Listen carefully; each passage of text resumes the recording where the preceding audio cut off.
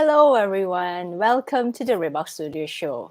Do you know there's an alternative way to market your business? And today, our guest, Gail Gibson, is going to not only tell us how to do that, but also allow us to ask her some questions. So, if you've really been curious about networking, making connections, and basically using relationship building as part of your business strategy, you really should stay till the end because she's got lots of good stuff to share with us.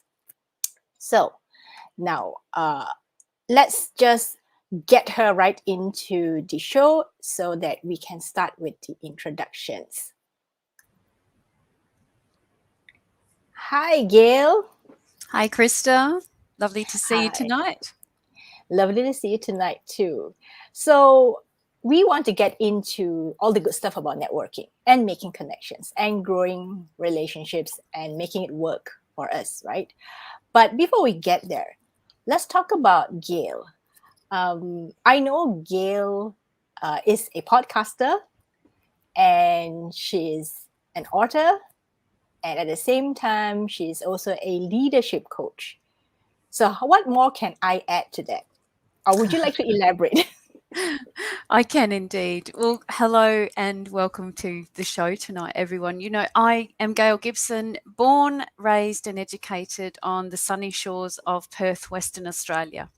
So I spent a wonderful childhood in Perth, growing up by the beach, and I guess when I was about 21, I took off from Australian shores for the first time in my life after my education was finished. I went and worked in Vancouver. So I took myself off to live in Canada, and I lived there for 6 months, and I worked as a nanny, and I looked after two small children.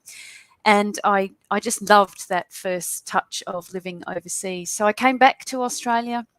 And in the time that I came back to Australia, I met my husband, and we've now been together for almost 30 years. But from the time that I met him, we have travelled the world together, and we've lived globally since about 1994. So once again, I packed up my bags and we left Australia, and we went to live in the UK and lived there for 25 years. And we had always travelled through Southeast Asia, and Malaysia was always a very special place for the two of us on our way to visit family in Australia. So we decided to make Malaysia our home back in 2018, and we've been living in Johor firstly, and then we moved to Penang this year. And yeah, Penang is our home now. So just down the road from Krista on the same island. So that's my background about where I came from. So I work with women leaders and have been working with women leaders since I set my business up back in 2005. So when I first started my business, I started out as a copywriter. So I was doing similar work to Krista. We share that synergy and that love of words and that curiosity of written content and helping organisations and businesses to really enhance the message in their business and stand out and shine.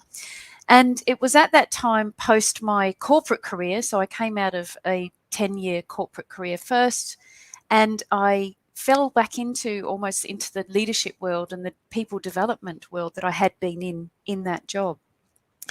And so the coaching came to the fore. I trained as a coach. And so since 2006, I've been coaching small business owners and women in corporate all over the world.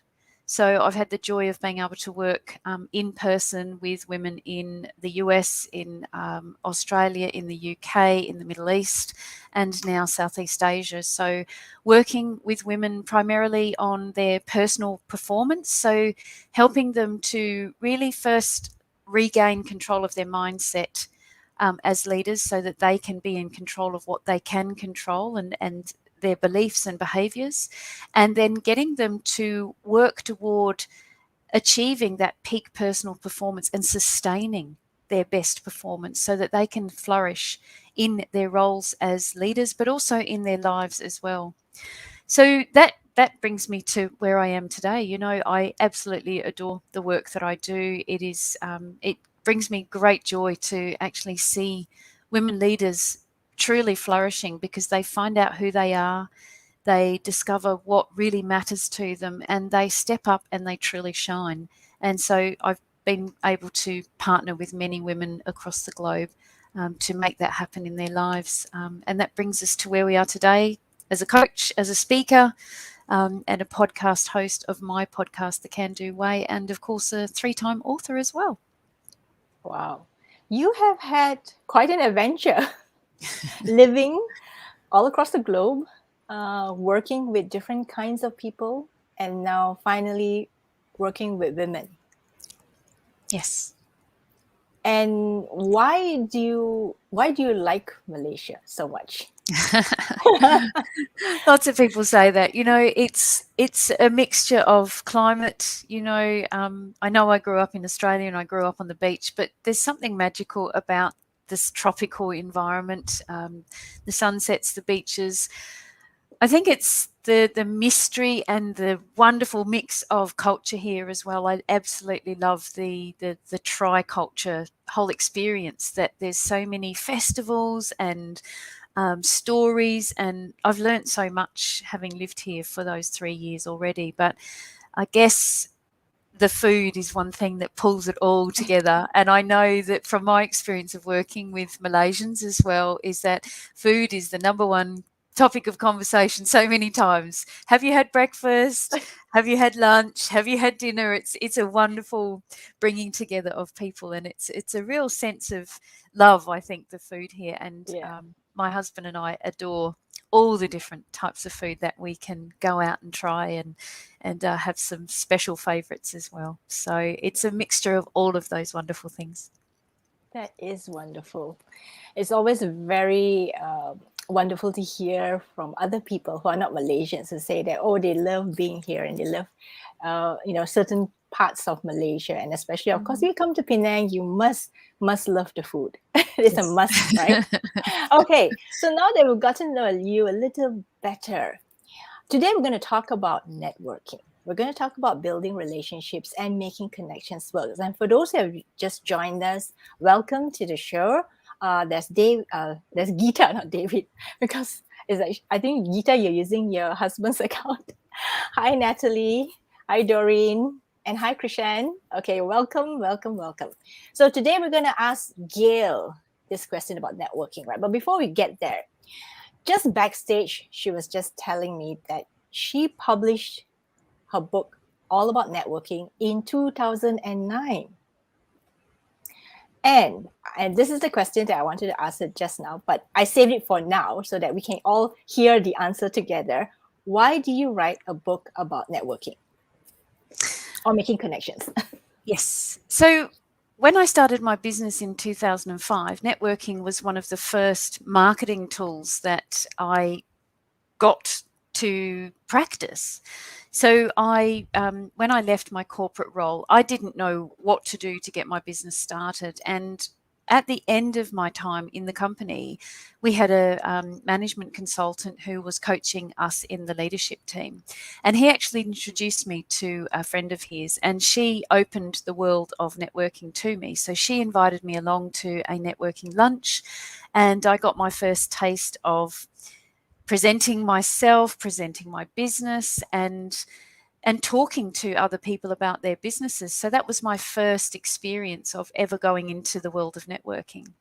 And so from 2005 up until I started writing the book in about 2008, so I just wanted to bring together my experiences, because at that time I didn't know of any other books out there that were just a handy guide to help people to really understand what the whole idea of networking is all about, why it's such a useful tool to help you to grow your business, but not only to grow your business, to grow yourself, because you learn so much about yourself. You grow in confidence, you learn how to listen, you learn how to help other people as well. It's all about giving and taking. It's not about just what you can get from people.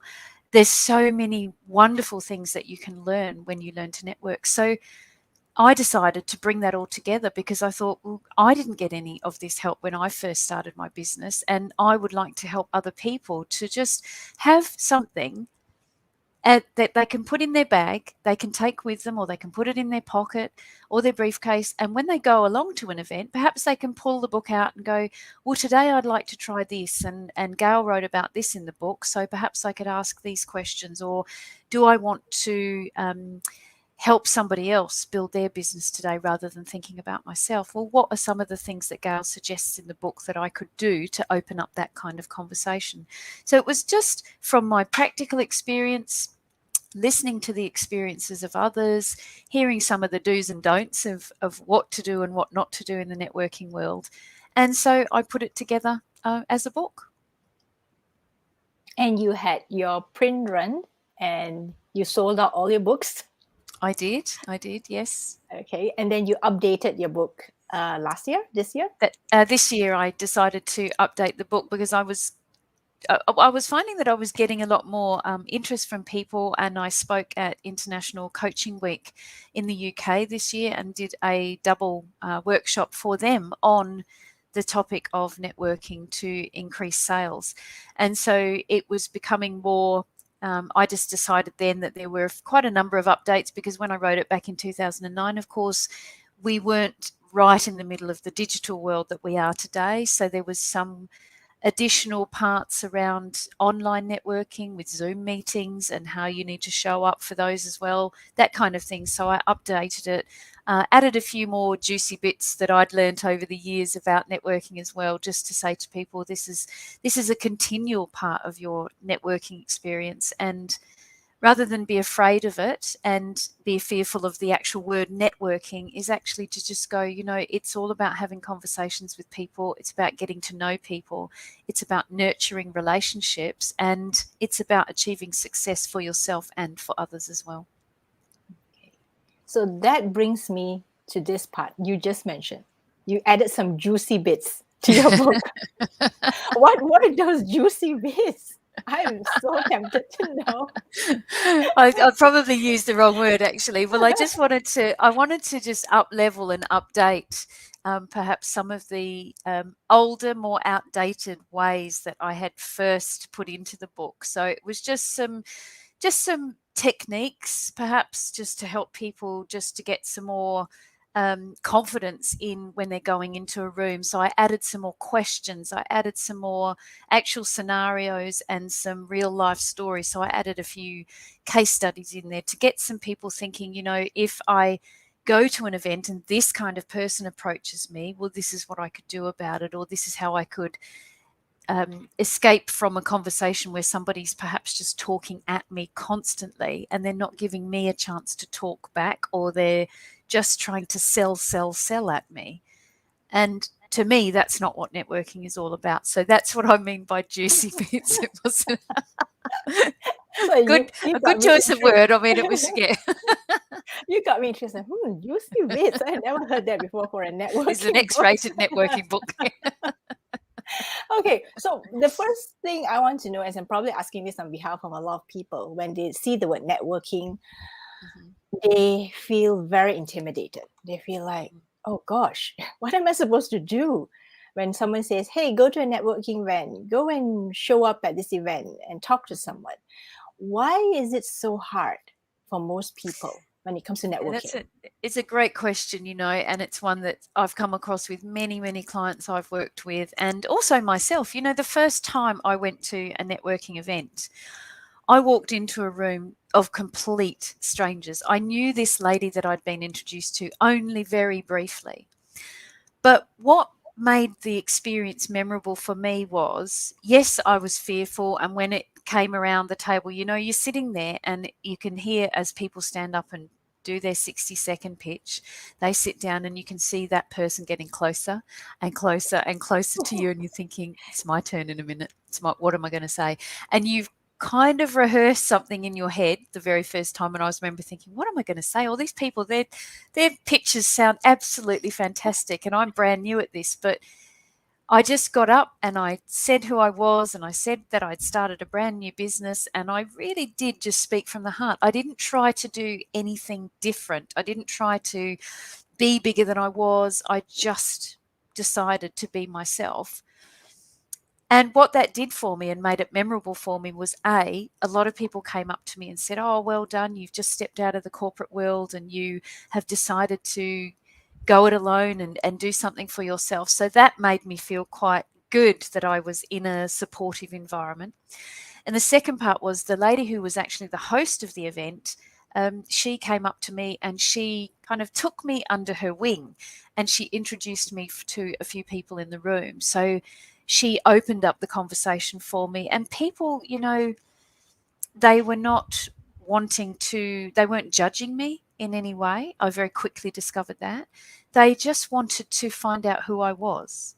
They didn't try to sell anything to me. They were very accommodating, very welcoming, very warm.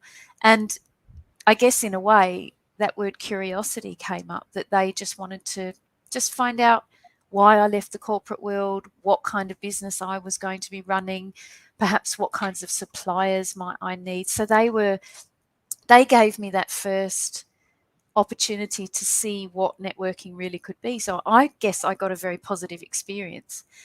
Now, I'm sure there's people listening who didn't get that same experience. So they may have gone to an event and that whole fear factor comes in when you just think, networking, it's a dirty word. It's like, oh, I have to Yes. go in there with a room full of people I don't know. I've And got I to have to break work the into room. I have to work the exactly room. work the room, break into a conversation. What am I going to say? How am I going to get the conversation started with somebody?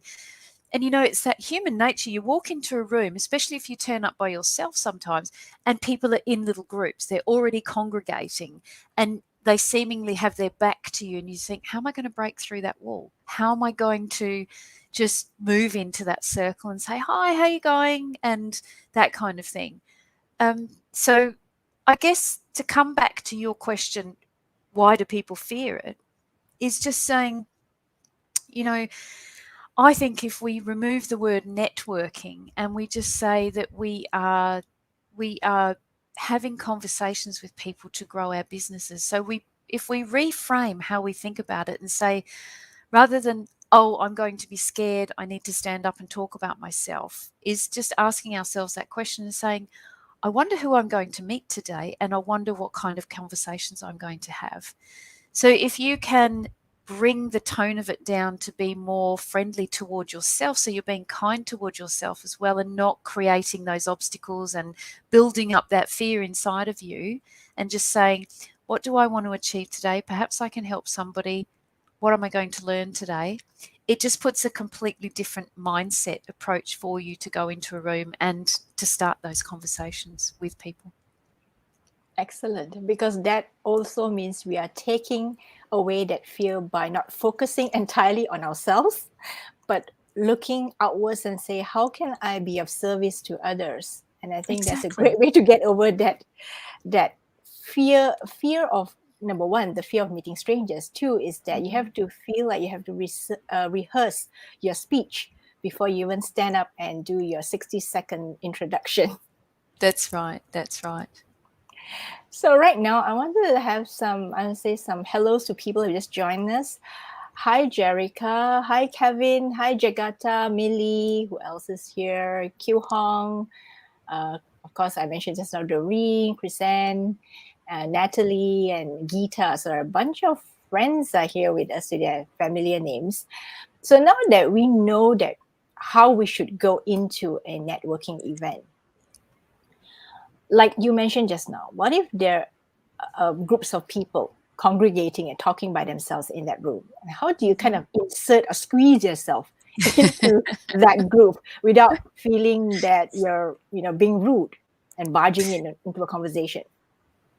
Well, two of the things that I've done. The first one is when I go to an event and if I see that that is the room, I will often either find somebody who is perhaps just grabbing a drink, somebody who's over to one side that might be on their own, or if you can, go up to the event organizer. If you know who that person is, go and approach them and just say, look, I'd really like to get into one of the groups. If you're not feeling super confident to just break into a group, just go up to the event organizer and say to them, look, could you introduce me to a few people? And most people are very willing to do that, because we're all there to have conversations. And by having conversations, we get to grow ourselves and we grow our network. and we can learn to collaborate with people and win business as well. So the first one is ask for some help to break into that room. So what I've done for myself, the second part, is actually move toward that group and just kind of stand on the periphery. And what I have noticed has happened is people start to look at you and make eye contact. And again, they don't push you away. What starts to happen is the body movement, people start to move apart and they start to allow you, you just stay on the periphery and then maybe make some eye contact, say hello, smile. So you're actually showing that you are approachable and that you want to come into that group. And so you just find you are able to gravitate in, and then you can just turn to the person next to you and say, hi, I'm Gail, and this is, yeah, what are we talking about in the conversation here? Even something as light as that, rather than just going for the throat and saying, well, tell me about your business, is just saying, oh, it sounds like you're having a really interesting conversation here. What's the topic of conversation? So you're inviting yourself to be part of that group. And again, it really helps to alleviate some of those fears of saying, I'm standing here, I'm the wallflower on the edge of the circle and no one's going to talk to me. You keep building that confidence, and the more that you do that, whichever group you start to go to, you will find that you can move into those circles much easier each time. Thank you. That is a wonderful way to get started, because I think a lot of people have this fear of walking into a group and looking really odd and unsure of themselves. Mm-hmm. So at this point in time, I want to call out, I want to show this comment by Mala Ramalingam. Hi, Mala. So she says, being kinder in conversations with self and focusing on how to be in service to others, speaking from the heart, sensible and doable. Thanks for the tips you both. Thank you, Mala. That's very kind of you too. Thank you, Marla. Thank you for joining us tonight. So, and hi, Irene. I see Irene's in the comment. Okay, so we've talked about offline. Okay, so now here's the thing. Today's world is not just about offline. We are most of the time online too. So what about online networking? If offline networking is tricky, I think, the online one is trickier, right? The offline one is tricky, but this is trickier because we don't see the person. We don't get to have that conversation immediately. We can't get into any circles yet, unless it is a forum. But then again, a forum is also a strange place to be, because if you're not part of a conversation, you're just talking to yourself. So in today's world, with digital being so important, how do we get started in making connections digitally? Great question, Krista. I think one of the most powerful ways of doing that is using the professional platform of LinkedIn. Because if you think about it, when you create a post, as you and I post regularly, we are putting across some opinions, some learning, some helpful advice. And so what we are doing is presenting to our audience who we are as a person. So if we talk about, say, for instance, I put up a post today that was about how to help people to sustain their peak performance. And in it, I shared a little bit about my experience and why I decided that it was really important for me to actually look at ways to address the situation and to create some positive habits that I could do day to day. So in essence, what I'm saying is how we show up online in the content that we write, in the blog posts that we write, in the social media platforms that we choose to post on, this is our introduction to whoever is listening, whoever is seeing us, whether it's written content, whether it is audio content, whether it is video content. So even myself coming across to the audience tonight, it's important that I am being myself, that I am showing up the best version of myself as well, so that people they can get a feeling for somebody.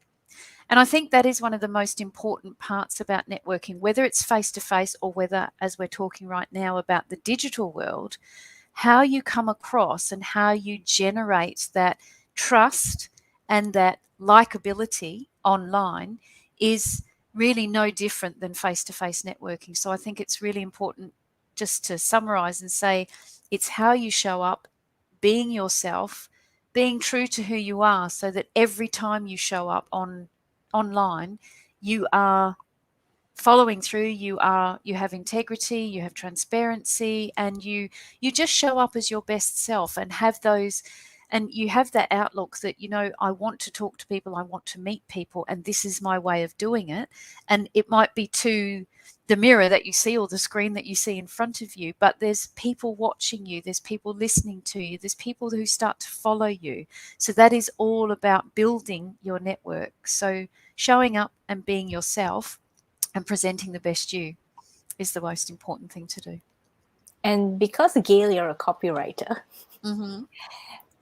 the audience may say, but that's easy for her. She writes for a living, right? She knows how to craft the right words or put the right thoughts across. What if the person is not quite sure of what they should say or write, Mm-hmm. especially digital, right? People Mm-hmm. sometimes do get judged on how they write, what they write, or the way they even write their updates. So how could someone overcome that if their really writing is not their best skill? I think for that, there's so many articles out there and you don't necessarily have to write your own content. And I'm not trying to take work away from you that you do for many of your customers. But I think if people can actually find it in themselves, if we're working in a business and we have a particular theme to our business, so we have a particular point of interest that we're wanting to perhaps educate, inform our audiences about. So someone who isn't so good at putting together content might find an article that's relevant to their business. And, it may be something as simple as putting their opinion up about something and they can share that with people, but it can actually showcase maybe their thoughts or how they think differently about something. And that is one way of engaging with your audience as well. So rather than having to craft your own content, you can be thinking, well, I do have an opinion on this, and this is how I want to show up because I'd like to talk to people who are interested in this or people who are facing this particular problem in their business or in their life.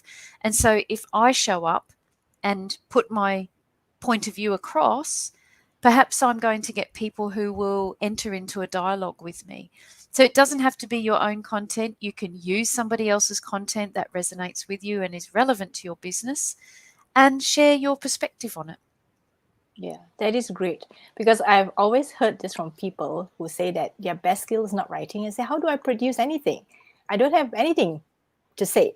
So that is really good. Like, you can really curate, use someone's article, but put your twist, your opinion, and what you Yes. feel about it. And from there, we get to learn even more.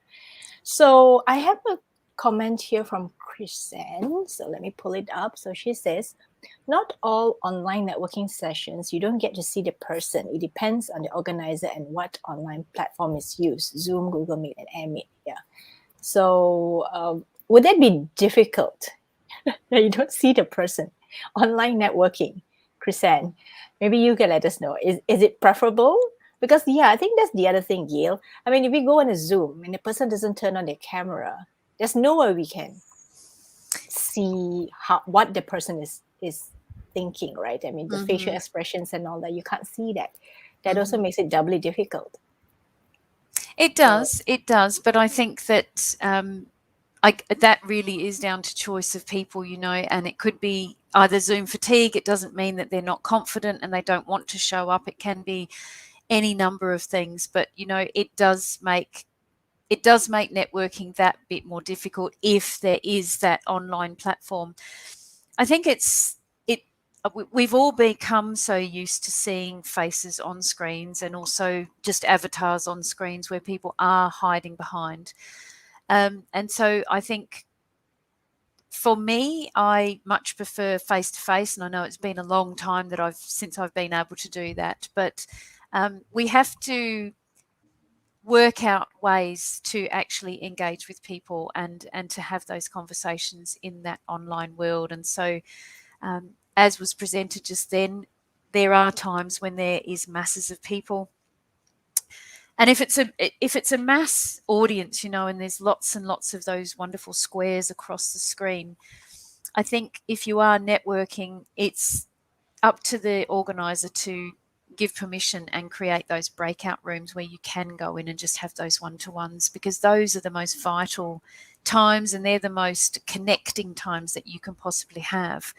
Because when you're trying to speak to people with all these sets of eyes staring at you, and that creates a lot more of a challenge. You know, even if you're in a room and say you're around a dining table and there's 20 people and one by one you all stand up and you do your 1 minute pitch. Yes, you've got all eyes on you in the room, but you know, from my experience, that feels very different than when you're on a camera and you've got 30 people, that's 60 Staring. eyes just staring at you the whole time. It just feels different. So I think we just have to work out our own way to actually start to engage. I'm not saying I've got a magic wand that I'm waving to tell you exactly what to do, but we just have to find our own way to start engaging, to start having those conversations, and to continue developing our own networking skills. Yeah. And Doreen says that great tips, asking an organizer to introduce people. Thanks. Yeah, it's a great tip. I think a lot of times people just feel that they need to get started somewhere. So if someone like the organizer or the host can introduce them, makes the process so much easier and faster. Yep. Yeah.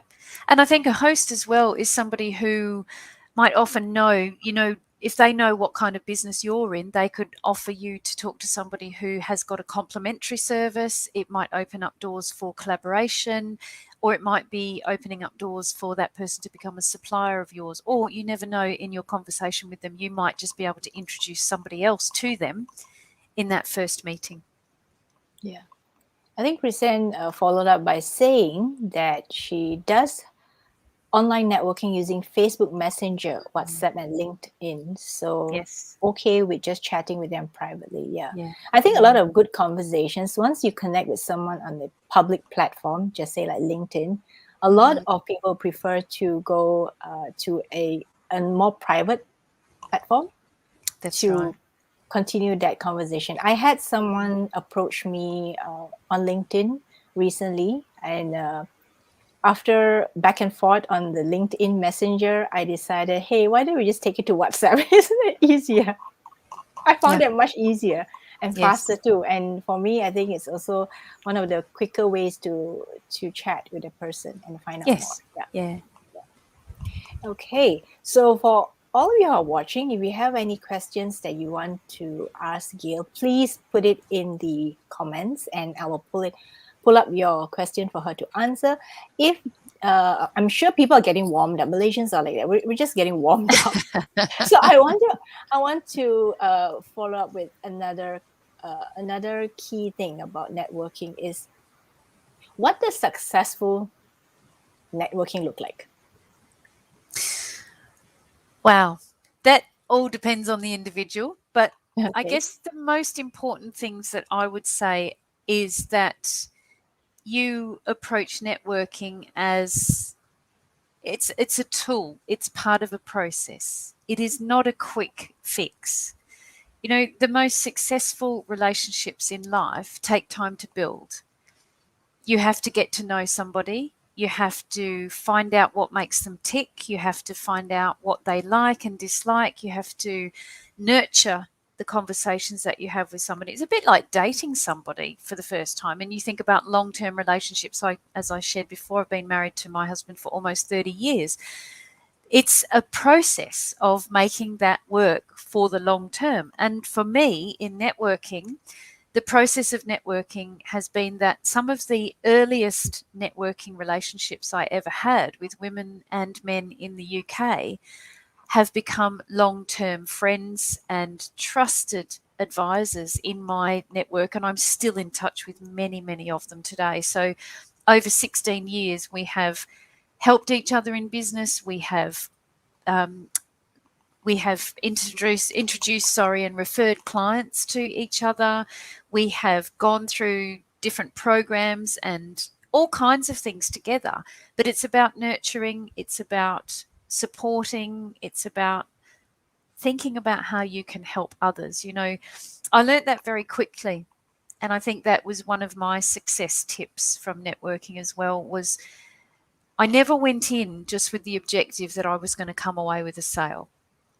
I am a naturally curious person and have been all my life. So getting to know people and connecting with people, that curious nature of mine came straight to the fore. So I always asked a lot of questions. And I guess that comes into my coaching as well. I ask very open questions so that I encourage the person that I'm speaking to share as much as possible with me, so that I can get a really good picture painted of who they are, why they're in their business, what their business is all about, who some of their best clients are, what are some of their challenges that they're facing right now. It's just opening up the opportunity for so much more of a conversation. So being focused on that curious aspect and asking questions and really listening to people, those are some of the ways that I feel that people can gain the most success. And I did mention it at the start. If you approach networking as a giver rather than somebody who can get all of the time, you will find that the relationships you build will be so much stronger. The people that you connect with will introduce you and refer you to the right clients who are your ideal client.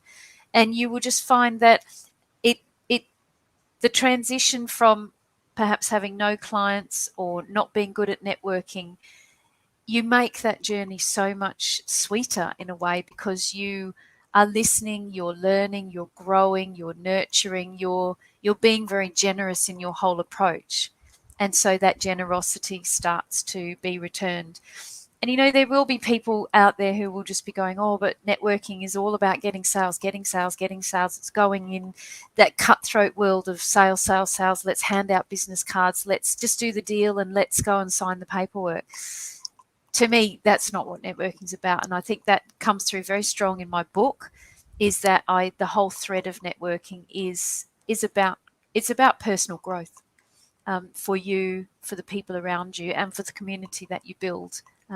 Because there is that term, as we say, that your network is your net worth, and the value of your network is the greatest value that you can ever have in your life and in your business, because you learn so much about yourself and people. Yeah. And I totally agree with you, because I think a lot of times people go into events, not just networking events, any events, with the intention of either selling you something or promoting something to you or trying to get your business card so that they can contact you later so that they can continue to sell you. So that's what makes, some events kind of unpleasant to be at, right? So you Yes. touched on, I think you mentioned just now something that you shouldn't do. What are other things that you should do or shouldn't do? Are there any other major do's and don'ts? Another good question. So I think let's start with the don'ts, and then we'll go to the positive end and go with the Okay. do's. So the don'ts, there's just somebody, I call them networking tarts. So people that just turn, whether they're men or women, and they just turn up at an event, and they're like a whirlwind around the room, and all they do is hand out their business card, or they hand out flyers, or they give out their WhatsApp number these days, I guess. And all they do is just want to retrieve your business card as well, or your ID details, so that they go away, and all you get from them, as you said, Krista, is either spam emails or sell, sell, sell. You get their next offer and you get this, you're on their database, and it's like, where did this come from? I don't even know this person. I don't even know their name. I know nothing about them, and yet they're trying to sell things to me. And I've noticed with the advent of the digital world and digital networking, that has happened to me on LinkedIn as well. And I'm sure you and other people listening as well, you connect with somebody and they might seemingly write a very pleasant, oh, I've seen your profile and I think it'd be really good to get to know you. And then boom, the next day you've got, oh, have a look at this program I'm offering. And it's a discount price. And it's like, oh, I don't even know you. Why would I buy from you? I know nothing about you. Or read my article. There are people Exactly, who just slide exactly. their articles into the inbox. Yes, yes, and it's like, but who are you anyway? Yes. So the don'ts is, don't be that networking tart. Don't be the one who just flits around and throws your card around and expects to get other people's details. Another one is, don't just talk at somebody the whole time. You know, if you are brand new to networking, and I had this done to me many years ago, and I do write about it in the book. I went to an event and I got pinned to the wall pretty much by this gentleman who just talked at me and was telling me about this and telling me about that. I don't even think he came up for air. And I was looking around the room and I was just like, how am I going to get out of this? How can I escape? What am I going to do? And it was, but what happened as well is the invasion of body space. He kept stepping towards me and I thought, I've got a wall behind me. Where am I going to go? It was a really awkward moment. And luckily, one of my friends at the meeting saw me across the room and she came over and she saved me. And I was just like looking at her over his shoulder, just like, save me, save me, save me. And so she came over and I was able to be extracted from that situation. But coming back to that, he just talked at me the whole time and then said, oh, well, we should meet and talk about how I can do some business with you. And I was like, but what do you know about me? You haven't even let me speak. So it's one of the biggest things is, I guess, the flip of that straight away is to listen more and to speak less when you first meet people. Ask those open questions. Ask people what's challenging them in business right now. Who were some of their best clients? What are their plans for this year? Or if you know something about something in their industry, or you read something in the newspaper, or read an article or something, mention it and say, oh, did you see that piece the other day? What are your thoughts on it? If you open up the conversation, you allow it to be a two-way street. You both get a chance to talk and the whole conversation goes to a different level.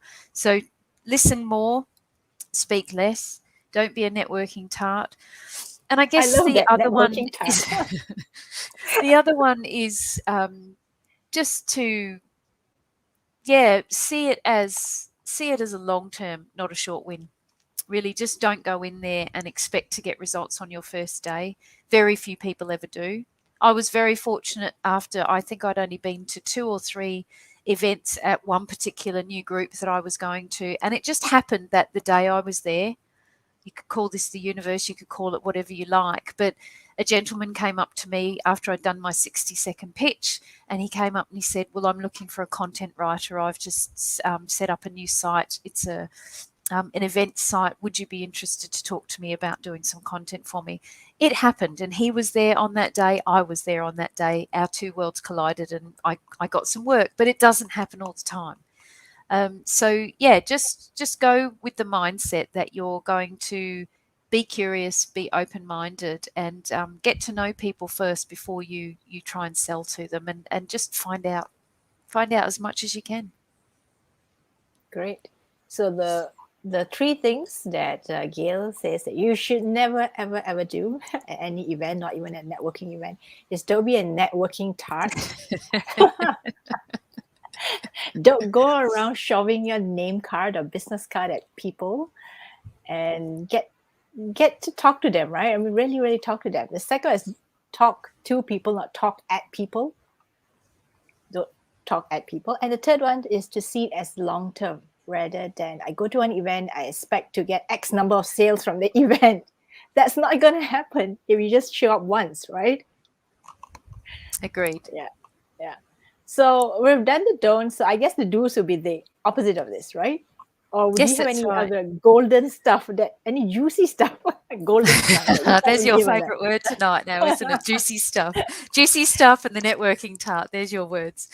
I guess from my experience, just one of the do's of networking is don't take it too seriously.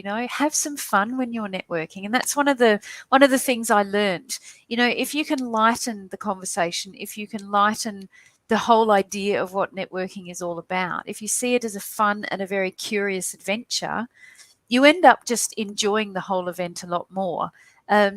You don't feel that you have to overly rehearse how you're presenting yourself. You start to find that you will talk more from the heart. You will be your true self.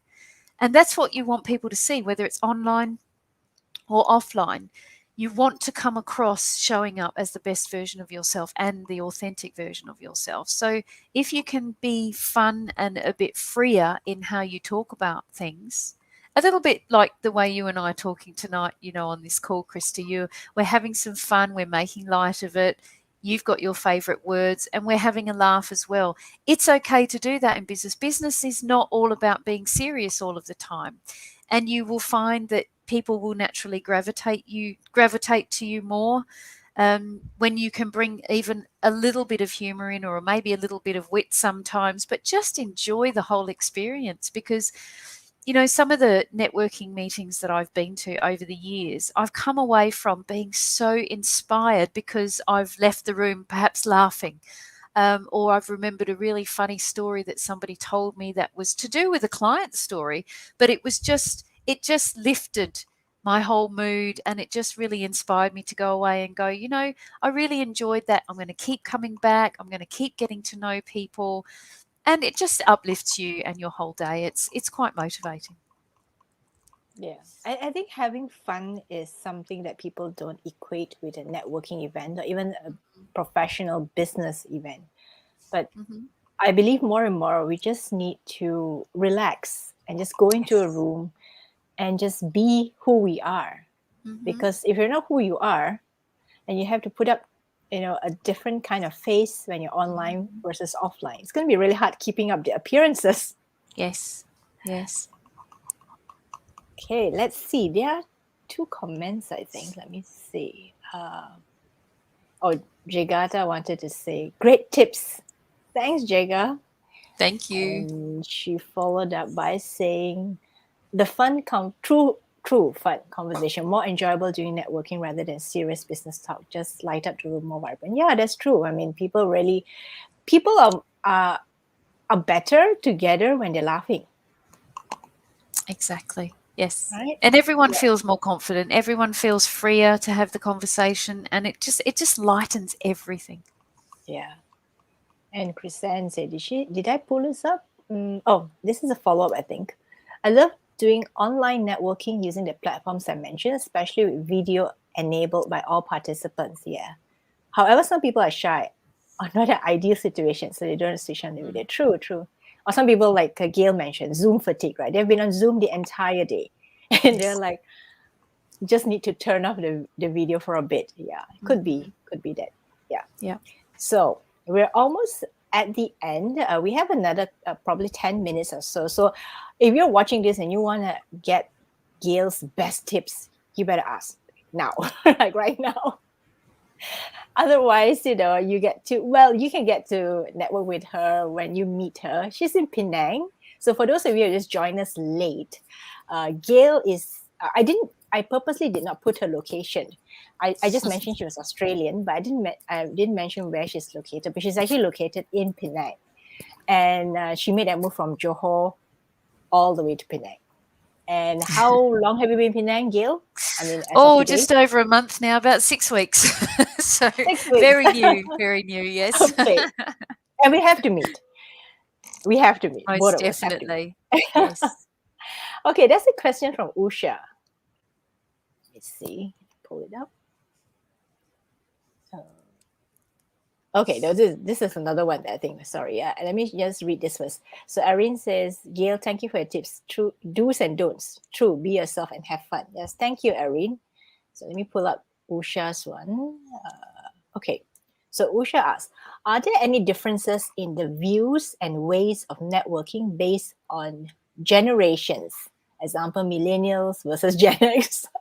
A good one, Usha. That's a great question, Usha. Actually, in my personal experience, I haven't coached many millennials, so I don't have a huge amount of experience with them.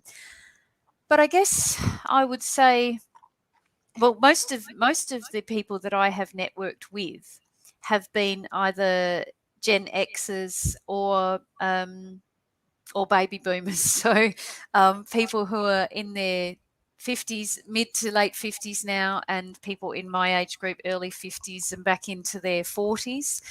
Um, so I guess from the millennials' perspective, what I see of the millennial generation is that they have more confident. I see them as being more confident to talk about themselves. They seemingly um, don't have some of those fear issues that maybe Gen Xers and baby boomers had about saying, well, what is networking? It's about standing up. And perhaps that is because of the fact that they've grown up with digital technology. They've had cameras in front of them since they were small. I mean, I see friends and I see people out there, and children are very animated in front of cameras very quickly. So I guess there's that confidence that comes from seeing yourself on a screen. So perhaps there's more confidence in the millennials, so they may not focus or may not have the same approaches to networking. Um, and I guess for the millennials as well, for many who are just early in their millennial years, who are approaching business and networking now, so much of it for the past 2 years has been focused entirely on the online platform. So they haven't had as much of a chance to actually attend face-to-face events. So I think from what I'm saying is I believe it's the confidence. It would be one of the differences. I feel because of the impact of digital in their lives and the influence of it in their lives. So, and the fact that I guess they're very quick to make those connections and perhaps use that digital media rather than have those face-to-face conversations. A lot more WhatsApping and behind the scenes type of offline networking rather than online. So I hope that answers your question, Usha. This is the question I had to bring up for you, Gail.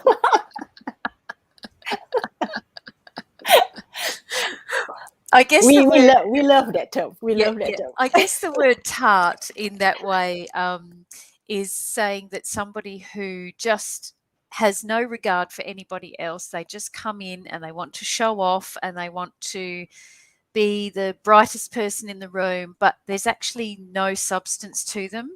And perhaps they are fearful of having any of those conversations, but they come in, they take over, and they're gone in an instant. It's like a flash and they're gone. So that's what I mean by a networking tart. And that person has often built a reputation that they go to multiple networking events and deliver the same type of approach. They go in, they get seen, they gather cards, they give out cards, they disappear, and then next minute you hear from them and it's in your inbox and a special offer for a program they're running. So that networking tart doesn't build a positive impression. A networking tart is somebody who really doesn't build trust in me. So I would be less likely to want to find out more about that person. And yeah, for the simple fact that they haven't allowed any of that trust and that nurturing and that whole idea of that long-term approach even happen. So yeah, that's what I use the word tart for. Yes. And it applies to both men and women. Oh, both. By the Yes, way. there's no gender involved. Yes, there's no gender involved. Anybody who does that has that type of tendency to come in and be that whirlwind. Yeah. So thanks, Christiane, for asking that question. So before we end, I want to ask you, because I saw this term on your website, Gail. You talk about a super connector. Mm-hmm. And what's the difference between a super connector and a regular connector? You know, a super connector is somebody like you and like me, and I think I wrote it to you in a email the other day. Now, a connector is somebody who brings people together, but it's just I'll bring you to the next person. But a super connector it elevates it to the next level. They become somebody who is a go-to connector. So they have this power about them and this attitude and this whole essence around them that says, I want to help you to achieve a great level of success.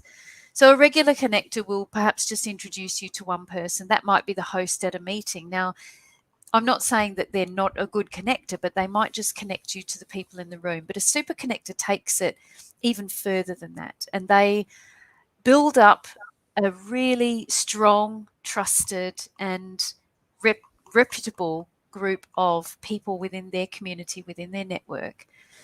And along the way, they become known as somebody who is the go-to person. Say, oh, I'm looking for somebody who can do this for me. Who would you recommend? So that question, who would you recommend, is aimed straight at the super connector, because that person has gathered all of these people together. They've built these really strong relationships with them.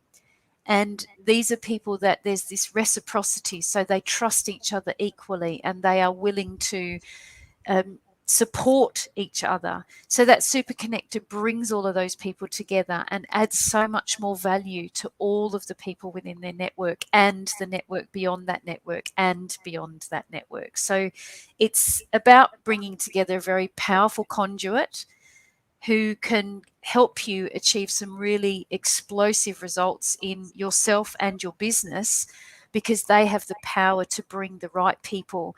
They have the power to bring perhaps coaches into your world, copywriters, salespeople, web designers. All of these people who are trusted, who've got great results for other people, are within their community. So you know that you have got that power start right from the word go. So I see you as a great super connector, Krista, from the way that you network and the way that you bring people together.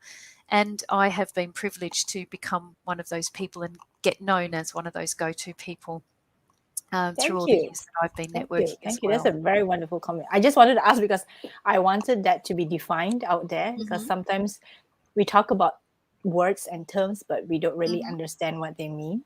Yep. Okay. Yep. We have one final question. Let me just pull it just up for you. So Doreen asks, is small talk necessary? Okay, we just talk anything that pops up in our mind, either on economy or hobby. Okay. Good question, Doreen. You know, it's small talk is often a really great way to enter into a conversation. You know, what I used to do when I was in the UK is, if I'd get to a meeting late, one of the first places I'd go to would be the coffee counter. So you grab yourself a cup of tea or a coffee, and there, chances are there would be somebody standing there. And it was often that small talk that I would just say, oh, hi, I'm Gail. And the other person would say hello and introduce themselves. And I'd say, oh, what was your journey like here today? So that just opens up a conversation, but it's still small talk. It's like, oh, well, we're talking about our journey here. And that might just say, oh, I had a really good ride, or in the winter in the UK, oh, it was quite heavy snow where I was coming through the village and I didn't know if I was going to be able to get here. But what that does then is, oh, well, how are you feeling now? Was everything okay? Etc. etc. It just opens up the conversation. But the small talk can be the one thing that can take you beyond that step of fear and straight into having faith in yourself, faith in being able to start that conversation, and that belief in yourself that you have got the skills in you, without over rehearsing anything, without having to go, well, I'm Gail and I'm a peak performance coach and this is how I help people. Because I don't want to lead with that. I don't want to go straight for somebody's throat and tell them all about exactly what I do and expect them to go, oh, right, okay, I'm just actually making a coffee here. We've just got here and that's a bit heavy for the morning. So think about when you use small talk, and think about perhaps one of the most powerful questions that I will gift you with. One of the best ways that I've always found to start having conversation with somebody is, once you've done that little bit of small talk, is just to say, I want to find out more about your business. Tell me what's challenging you most right now. And that challenge question is a magic door opener, because it gets them to think about what's actually happening in their business, and they start to tell you a story. And as you learn to listen more and speak less, you will start to ask them a few more questions. And what you can do is two things. You can either steer the questions towards you. So it might be, you might see a way that perhaps there is something in your business you can help them with might be a free download of some tips that you could give them. Or as you're listening to them, you might be able to steer them towards somebody else. So you can start becoming a super connector yourself, and you might steer them towards somebody else who can help them in their business. So small talk, lead in with that next question. What's the most challenging thing in your business right now? And just see where the conversation goes. Excellent. That is so good. I mean, anyone who's fearful of small talk, well, after this will be, let me go and do small talk on someone just to practice this. Yes. I think what you've shared has been really powerful, really interesting, especially those techniques to get you into the room without feeling also awkward. And I think that is why people just fear networking because they don't know how to start. That first step, the most crucial step, is the most difficult step. And what you just mentioned is that door opener, the one that opens up the conversation. Mm-hmm. Yeah. So thank you. And Chrisanne says, oh, no, she got it. A pushy Yes. and aggressive person That's it. with your own agenda. Yes. Totally. And Doreen says, yes, yeah. That's powerful one, right, Doreen? Yeah. So the next time we go into an event, we know what to say, as even if we don't think that we have something to say, right? Yeah. Okay, so before we end, I would like to pull up your website. But before that, you also are the author of other books. So could you show us your books, please? I can. Let me just, I've got some little tabs in this one. I'll just fold them over. This is one of my books, The Working Women's Guide to Menopause. When the heat is on, don't sweat it.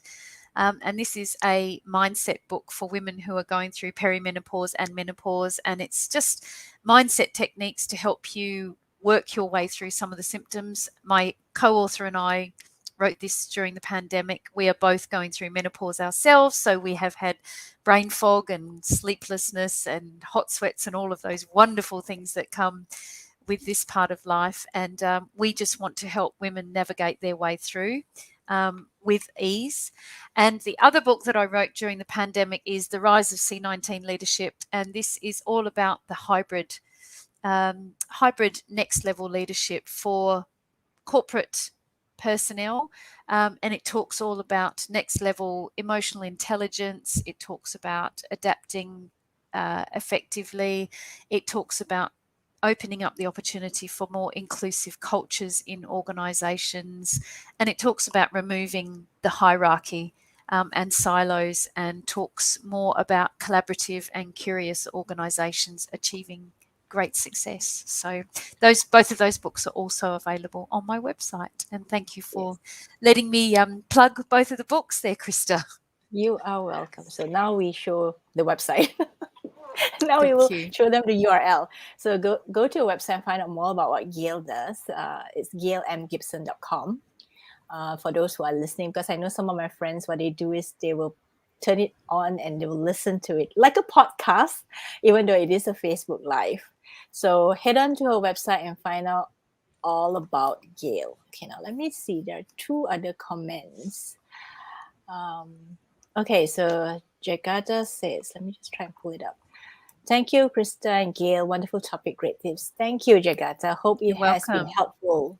That's what good conversations are, right? Helpful. Exactly. And thanks, Tammy, for joining us. Very interesting. Yeah, I mean, as women, I think we women love going into events, luncheons, dinners. I don't think we have a difficulty really networking, but when it comes to the professional networking, that I think maybe some of us kind of struggle with it. If we're with friends, I think we're really comfortable. We can network very well. But when we're not, and I think that's the struggle and hard part for many people. And finally, Mala, thanks for the link to the site. Look forward to getting on the books. Yes, Mala, go and get her book. So the other book, the networking one, that's available on Kindle, right? That's correct. Yes. while the other two books that she showed is in hard copy and it's signed, so you can get it. Yes, And if you're in Penang or Malaysia or in Singapore, I have got copies that I can sign and post to you, so you can get in touch with me on the website if you'd like to order one of those paperbacks. yeah. And final one from Shamila. Hi, Shamila. Thanks for the networking insights. Yes, I learned a lot too. I mean, you can never stop learning. So thank you, ladies and gentlemen. I know sometimes there are men in our midst, but sometimes they don't comment, so I wouldn't know. So thank you so much, everyone, for joining us on a Thursday night and spending your time with us.